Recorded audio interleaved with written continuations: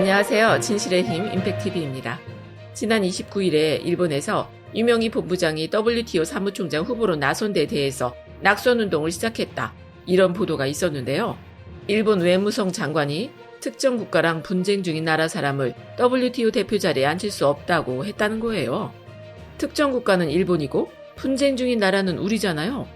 지들이 잘못한 건 생각 못하고 일본의 수출 규제가 국제법 위반이라고 WTO에 제소한 우리나라 발목을 물고 늘어지겠다는 거죠. 이쯤 되면 정말 인정하지 않을 수가 없네요. 이 분야에서는 일본이 최고죠. 정말 따라갈 나라가 없어요. 청와대 고위 관계자가 모렴치 수준은 일본이 세계 최상위권이다. 이렇게 말을 했다잖아요. 청와대의 공식 입장은 아니지만 청와대에서 일하는 사람들도 이걸 인정하지 않을 수가 없었던 거죠. 세계 모렴치상이 있으면 일본이 매번 빼놓지 않고 수상을 했었을 텐데 말이죠. 이 발언이 재밌는 건 일본이 하는 짓을 따라했다고 해야 하나? 그대로 되돌려준 게 정말 통쾌했어요. 일본이 잘하는 짓이잖아요. 객관적인 근거를 대면서 정부의 공식 입장을 제대로 발표하는 게 아니라 신원미상의 관계자, 신원미상의 고위 공무원, 요렇게 가면 쓴 사람이 언론에 대고 한국은 약속을 안 지키는 나라다. 한국은 어린애처럼 매사에 감정적으로 대응한다. 이렇게 낙인을 찍어버리는 거예요. 지금까지는 아무래도 일본이 국제사회에서 더 인정을 받는 나라다 보니까 일본이 찍어놓은 낙인을 얼굴에 달고 우리가 지금껏 국제사회에서 활동을 했었잖아요. 이게 얼마나 치졸하고 비열한 짓입니까? 이 짓을 지난 수십 년간 일본이 해온 거예요. 지들도 한번 당해봐야 그게 어떤 기분인지 알겠죠. 일본 모렴치 수준이 전 세계 최상위권. 아주 마음에 드는 문장이에요. 한 방에 확 꽂히잖아요. 게다가 거기에 덧붙인 말이 전 세계가 일본 수준을 알고 있어서 G7에 참여하는데 영향이 없을 거다 이랬거든요. 정부 공식 입장도 아니니까 일본에서 뭐라고 말도 못하게 아주 묵사발을 만들어놨네요.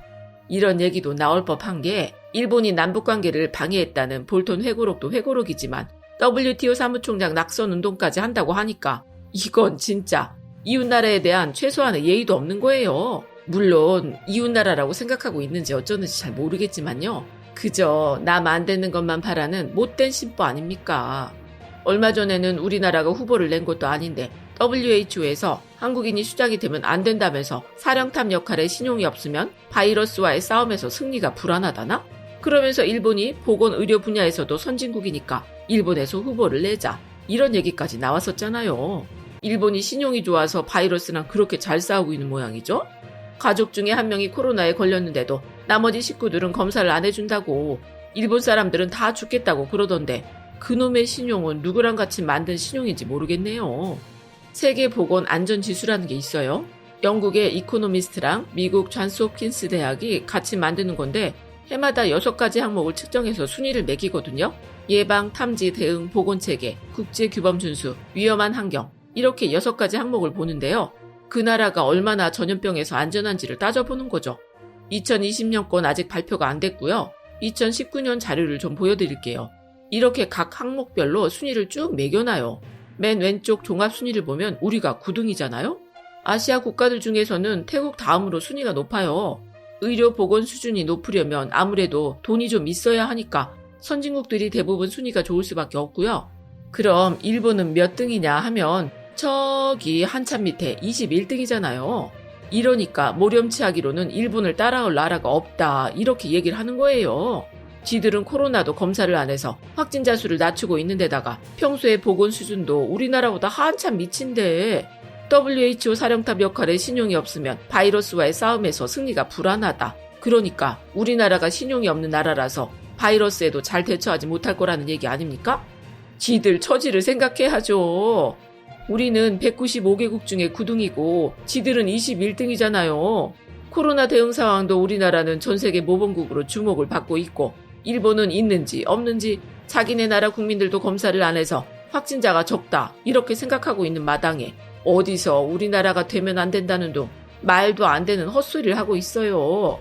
하긴 지금 일본이 국제사회에서 너무 존재감이 없긴 해요.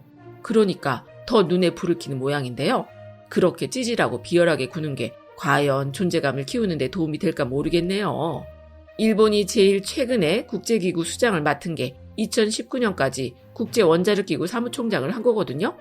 2019년이니까 아주 최근이긴 한데 그 전에는 2016년까지 국제해사기구 사무총장을 했고 또 그 전에는 2009년까지 UN 교육과학문화기구 사무총장을 한 게 다예요.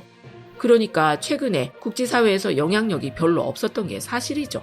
그리고 결정적으로 지금은 일본이 맡고 있는 국제기구가 단 하나도 없다는 거예요. 오죽했으면 일본 국가안보국에서 국제기구에서 수장을 맡을 인재를 집중 육성하겠다. 이런 얘기까지 하겠어요. 이럴 때 정상적이고 긍정적인 사고방식을 가진 사람이라면 어떻게 행동할까요? 내가 좀 더 노력해서 더 좋은 결과를 만들겠다고 생각하는 게 맞지 않나요? 그런데 일본은 어떻게 된 게 이웃나라 한국에서 국제기구 수장을 만들어내지 않을까 하는 데만 신경이 곤두서 있냐고요. WHO 수장 얘기를 하는 걸 보면 일본이 얼마나 열등감에 쩔어 있는지 딱 알 수 있는 것 아닙니까? 우리는 후보를 낸 적도 없는데 정은경 같은 사람이 나서면 WHO 총재가 될 수도 있다면서 그걸 막으려고 신용이 없다는 등 하면서 은근슬쩍 깎아내리기는 하고 말이죠. 지들이 정은경 본부장 같은 실력자를 양성해서 정정당당하게 경쟁할 생각을 해야지. G7도 안 된다. WTO도 안 된다. 아니, 뭔 스토커예요? 아님 사생팬이에요? 신경 좀 끄고 삽시다. 김상조 정책실장이 일본 입장에서는 우리나라에서 WTO 수장이 나오는 게 달갑지 않을 수도 있다. 그리고 그만큼 유명희 본부장이 승산이 있다. 이렇게 얘기를 했어요. WTO 사무총장 자리는 우리나라가 가지고 있는 해외 네트워크를 총동원해야 할 만큼 중요한 일이란 말도 했는데요. 아무래도 유명희 본부장이 세계무역기구의 수장이 되면 우리나라의 이익을 위해서 애써 줄 테고 일본 입장에서는 당연히 싫어할 수밖에 없다. 이렇게 얘기를 하는 거죠. 김상조 정책실장이 말은 저렇게 유하게 해도 아시죠? 호락호락한 사람이 아니라는 거. 유명희 본부장한테 승산이 있다고 하고 정부에서도 최선을 다해서 밀어준다고 하니까 일본이 걱정했던 일이 현실이 됐으면 정말 좋겠네요. 이영채 교수 말이 반기문 때도 일본에서 그렇게 반대를 했다잖아요. 노무현 대통령님이 정상들을 만나면 딴 사안들을 다 제쳐두고 반기문을 유엔 사무총장을 만들려고 그렇게 애를 쓰셨다는데 그때도 일본이 반대하는 걸 꺾고 결국 만들어낸 것 아닙니까? 지금처럼 대한민국이란 이름이 널리 알려진 상황에서는 훨씬 더 유리하죠. 대한민국 국격이 이렇게 높았던 적이 없어요. 이 기회를 아주 잘 살려야겠는데요. WTO 사무총장 자리도 최선을 다해서 만들어내야겠지만 우리 정부에서 또 한 가지 노리는 게 있거든요. 바로 3차 북미 정상회담인데요. 2017년에 문재인 대통령이 독일에서 베를린 선언을 하면서 남북 평화를 얘기할 때 사실 무슨 반응을 해야 하나 싶을 정도로 분위기가 별로였잖아요. 북한이 탄도미사일 쏴대면서 미국 본토가 불바다가 될 거라는 둥 하는 말로 미국을 도발하고 트럼프도 지지 않고 지금껏 세계가 보지 못했던 화염과 분노에 직면하게 될 거라면서 서로 말폭탄을 막 날려댔었잖아요. 볼턴이 이때 북한을 선제 공격해야 한다는 둥 헛소리까지 해댔고요. 아주 다시 생각해도 열받네요. 지들이 뭔데 북한을 선제 공격하네 마네 맘대로 입방아를 흘려대요. 어쨌든 그런 분위기에서 갑자기 남북 평화를 얘기하니까 좀 뜬금없었죠. 아무도 진지하게 생각하지 않았었는데 얼마 있다가 평창에 북한 대표팀이 오고 남북 정상회담이 열리고 연달아서 북미 정상회담까지 쭉 성공시키지 않았습니까? 문재인 정부의 집중력과 뚝심이 그런 데서 빛이 나는 거죠. 북미 간의 말폭탄이 오가던 때만큼은 아니지만 지금 남북이랑 북미 관계가 다 냉각기에 들어서서 상황이 안 좋잖아요. 저는 문재인 정부에서 그냥 하는 말이라고는 생각하지 않거든요. 트럼프 재선을 앞두고 한번 승부수를 걸어볼 만한 국면이라는 판단이 분명 있었을 거라고 생각해요. 문정인 특보 말이 워싱턴 정가에 있는 사람들이 트럼프가 대선 구도에서 불리한 상황에서 북한이랑 관계 개선을 하면 미국이 중국을 상대할 때 훨씬 유리한 고지를 차지할 수 있다. 이렇게 얘기를 한다는 거예요. 이 얘기를 한 사람이 꽤 보수적인 사람인데 그런 사람 입에서 저런 말이 나오는 걸 보면 긍정적인 징후가 있을 거라는 거죠. 게다가 지금 우리 문재인 정부가 코로나 최전선에서 당당하게 빛을 내고 있잖아요. 불리한 재선 구도에서 냉전 체제를 깬다는 상징성, 거기다 문재인 대통령이라는 모범생을 옆에 딱 끼고 선전할 수 있는 좋은 기회를 트럼프도 반기지 않을까요? 그런 기류를 청와대에서 눈치채고 마지막 승부를 한번 걸어볼 것 같아요. 이번에 통일부 장관만 교체하는 게 아니라 청와대 안보 라인까지 싹 물갈이를 한다는 소문이 있잖아요. 말하자면 마지막 싸움을 준비하면서 최전방 공격수들로 배치를 하겠다는 것 같은데요. 언제까지 서로 헐뜯고 눈치 보면서 살겠어요. 문재인 대통령님 말씀처럼 통일은 아니더라도 사이좋은 이웃으로는 살 수 있잖아요.